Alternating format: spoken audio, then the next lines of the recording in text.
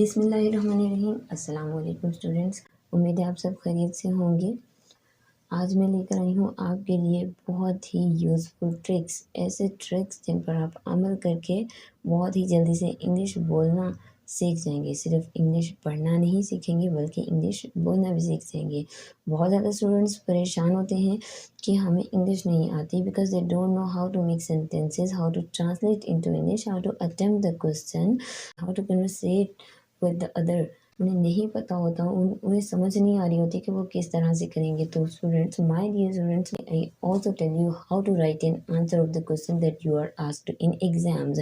क्योंकि मैट्रिक के स्टूडेंट हो या एफए का, क्वेश्चन अनसीन आप लोगों के अक्सर आ जाते होते हैं, अनसीन क्वेश्चन।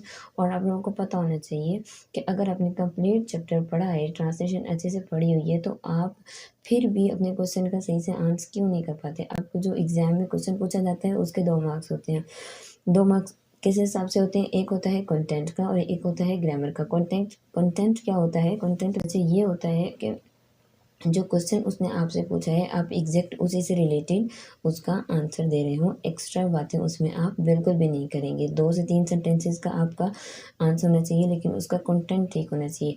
तो आप हमारे पास कुछ क्वेश्चंस होते हैं, कुछ हेल्पिंग वर्ब से स्टार्ट हो रहे होते हैं, इज एम आर से, डू से, डिड से। और कुछ क्वेश्चन ऐसे होते हैं वाई, व्हाट, विच, व्हेन, इस तरह से स्टार्ट हो रहे होते हैं। तो इंशाल्लाह मैं आप लोगों को सब क्वेश्चंस को अटेम्प्ट करने का तरीका ज़रूर बताऊंगी। तो इस तरह से इंग्लिश सीखने के लिए हमारे चैनल को सब्सक्राइब कीजिए, बेल आइकन पर क्लिक कीजिए ताकि हर नई से नई आने वाली वीडियो आप तक इजीली पहुंच सके। तो कुछ भी स्टार्ट करने से पहले, कुछ भी सीखने से पहले कुछ रूल्स होते हैं हर चीज़ को सीखने के। तो इंग्लिश को सीखने के क्या रूल्स होते हैं? There are a few tricks to speak English fluently. तो my dear students, first number one पे जो आपकी आती है वो है don't be afraid to make mistakes. कि जब भी आपने इंग्लिश बोलना स्टार्ट किया है तो कभी भी ये इस बात से खौफज़दा ना हो कि आप बोलते हुए मिस्टेक्स कर जाएंगे, क्योंकि your goal is to deliver a message, not speak perfect English. ठीक है, आपका जो आप जो बात करना चाह रहे हैं सिर्फ वो सामने वाले को समझ आनी चाहिए। क्योंकि अक्सर ऐसा होता है कि जो नेटिव इंग्लिश स्पीकर्स होते हैं, जो इंग्लिश बोलने वाले होते हैं, वो अक्सर बहुत सारी मिस्टेक्स कर जाते हैं।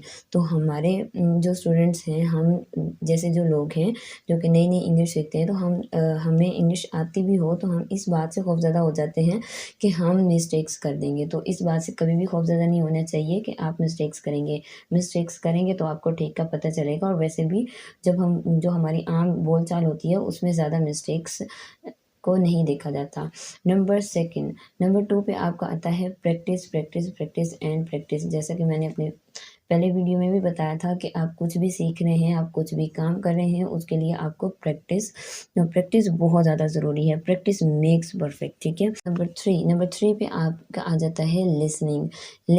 जितनी भी ज़्यादा आप इंग्लिश सुन सकते हैं उतनी ज़्यादा सुनिए, because the more you here the easier it will be for you to speak better English. You will start speaking more fluently and confidently in English conversation. तो आप लोगों को सुनना चाहिए, आप लोगों को देखना चाहिए कि दूसरे लोग अपनी राय इंग्लिश में किस तरह से दे रहे हैं। जब आप लोग जितना ज़्यादा सुनेंगे उतना ही जल्दी आपको इंग्लिश समझ आना शुरू हो जाएगी। नंबर 4 पे आ जाता है read everything you find in English. आपको जहाँ कहीं भी कुछ भी मिलता है इंग्लिश में उसे ज़रूर पढ़ें। ठीक है, चाहे आपको समझ आ रही हो ना आ रही हो, लेकिन आपकी उससे रीडिंग स्किल्स जो हैं वो इम्प्रूव होंगी। आप लाजमी पढ़ें, आपकी पुरानी बुक्स होंगी। अब अगर आप फर्स्ट ईयर सेकेंड ईयर में हैं तो अपनी मैट्रिक की बुक्स को पढ़ के देखें, रीड आउट करें उन्हें। कुछ नहीं बल्कि मैं तो कहूँगी कि आपको बहुत ज़्यादा चीज़ें समझ आ रही होंगी। कुछ वर्ड होंगे जो आपको समझ में नहीं आएंगे, लेकिन आहिस्ता आहिस्ता फिर भी आप पढ़ेंगे तो आपको वो समझ में आना शुरू हो जाएंगे। नंबर 5 पे आ जाता है take notes of new vocabulary and remember it. आपने क्या करना है, आप जब रीडिंग कर रहे होंगे बहुत सारे नए अल्फाज आपको मिलेंगे। अब आप सेकंड ईयर में हैं, आप फर्स्ट ईयर में हैं, अब भी आपको बहुत ज़्यादा नई वोकैबुलरी मिल रही होगी। तो इसके आप नोट्स बनाते रहें अपने साथ साथ। ठीक है, और उन्हें आप यूज़ करने की कोशिश करें जब आप बोल रहे हैं। ठीक है, उन्हें यूज़ करने की कोशिश करें, उनके नोट्स बनाएं और उन्हें याद भी रखें। नंबर 6 पे आ जाता है आपका टॉक विद अदर्स। अपने फ्रेंड्स के साथ, अपने सिबलिंग्स के साथ, अपने कंपेनियंस के साथ इंग्लिश में बात करें। इंग्लिश में बात करेंगे तो आपकी हेजिटेशन ख़त्म होगी। नेक्स्ट आ जाता है सब्सक्राइब। ऑब्वियसली सोशल मीडिया का दौर है, हर शख्स इंस्टा, फेसबुक, ट्विटर और पता नहीं क्या-क्या, ये सारी चीज़ें हर शख्स यूज़ कर रहा होता है। तो आपको चाहिए कि आप यूट्यूब पर, इंस्टा पर, फेसबुक पर जो जितनी भी सोशल मीडिया आप यूज़ कर रहे हैं ना, उन पे जो इंग्लिश के प्लेटफ़ॉर्म्स हैं, उन्हें सब्सक्राइब करें, ठीक है? वहाँ पर आपको कुछ न कुछ रोज़ नया सीखने को मिलेगा। कुछ ऐसे भी पेजेज़ लोगों ने बनाए हुए हैं, वो डेली का 1 सेंटेंस जो है वो अपलोड कर रहे होते हैं। तो वो 1 सेंटेंस भी आप अगर आप 1 दिन में 1 सेंटेंस भी सीख रहे हैं, तो आप उस 30 दिन में 30 सेंटेंसेस सीख जाएँगे और इसी तरह से आप बहुत जल्द बहुत ज़्यादा इंग्लिश सीखना शुरू हो जाएँगे। नेक्स्ट जो है आपका start with what you really need. जिस चीज़ की आपको ज़्यादा ज़रूरत है उसी से स्टार्ट लें, ठीक है? आप किसी भी चीज़ को मुश्किल ना समझें। आपको लग रहा है कि पहले आपको सेंटेंसेस आने चाहिए तो आप सेंटेंसेस सीखें। आपको लगता है कि आपको एक्टिव पैसिव का डिफ़रेंस नहीं पता तो आप उसी चीज़ को सीखें। खौफ़ज़दा नहीं हो किसी भी चीज़ से। नेक्स्ट आ जाता है जी the last one, don't give up. जितनी भी मुश्किल लगे कभी भी आपको गिव अप नहीं करना चाहिए। किसी भी चीज़ को छोड़ना नहीं चाहिए। कंटिन्यू रखें, कंटिन्यू रखें, कंटिन्यू रखें। आखिर कब तक नहीं आएगी? एक दिन तो आपको आ ही जाएगी। गिव अप नहीं करें, ठीक है? बिकॉज़ आपको डिटर्मिनेशन होना चाहिए। सेल्फ डिटर्मिनेशन आपका जितना स्ट्रॉन्ग होगा उतनी जल्दी आप चीज़ों को जल्दी सीखेंगे। फिर लास्ट पे क्या होगा? आपको इंग्लिश आ जाएगी, सेलिब्रेट योर सक्सेस। फिर अपनी जीत की खुशियाँ मनाएँ।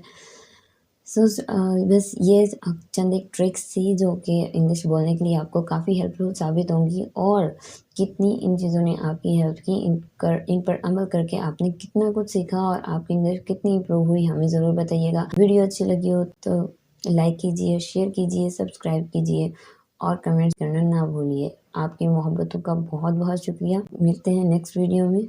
दुआ में याद रखिएगा। अल्लाह हाफ़िज़।